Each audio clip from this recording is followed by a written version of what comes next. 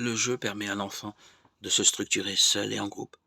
Il lui apprend à développer sa persévérance, sa créativité, à évaluer ses forces, à gérer ses frustrations, à faire des concessions, à comprendre et anticiper la réaction des autres, à soulager son stress, à développer son langage. Il répond aux besoins de l'enfant et l'aide à grandir.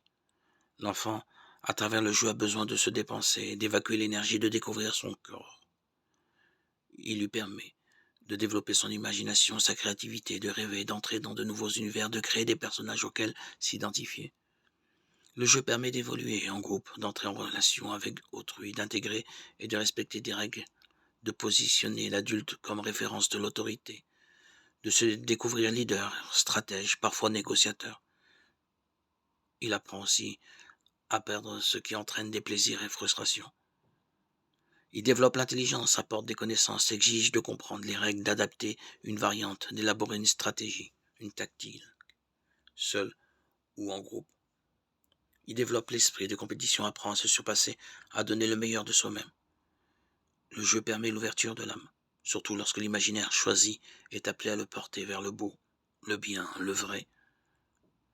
Le positionnement de l'éducateur dans le jeu est extrêmement intéressant et constitue un véritable enjeu.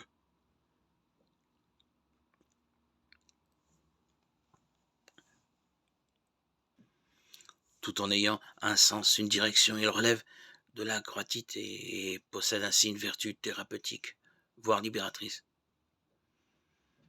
Le jeu nous permet de sortir d'un univers centré sur l'efficacité et les résultats pour nous ouvrir à un monde sans autre finalité que lui-même. Le jeu est un des lieux décisifs de l'éducation de l'âme, de l'ouverture de l'âme, parce que le jeu est le lieu dans lequel un enfant fait vivre un autre monde. Le jeu est une activité purement gratuite qui apporte du plaisir et vient combler quelque chose en nous. Il a l'immense mérite de rendre plausible l'existence d'un autre monde, cet autre monde qui va marquer la conscience de l'enfant.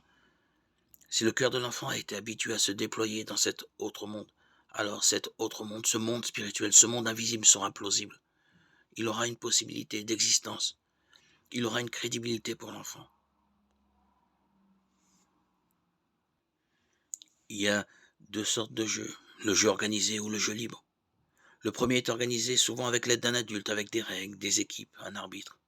Le second, parfois considéré comme une perte de temps par les parents, est un temps libre de jeu non structuré, sans contrainte et sans règles, où l'imaginaire de l'enfant se déploie.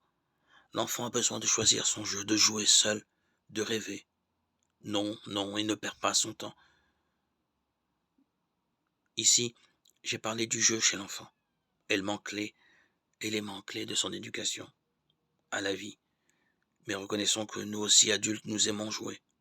Aux cartes, au football, aux jeux de société, aux mimes et autres. Le fait de dépasser la réalité, de s'extraire pendant un temps des difficultés de la vie, d'être entouré, de rire, de rêver, de se dépasser physiquement.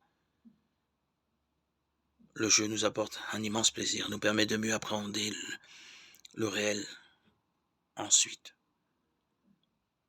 Avons-nous bien toujours conscience de la richesse d'un temps apparemment inutile, mais tellement structurant pour pouvoir avancer, aller de l'avant avec plus de force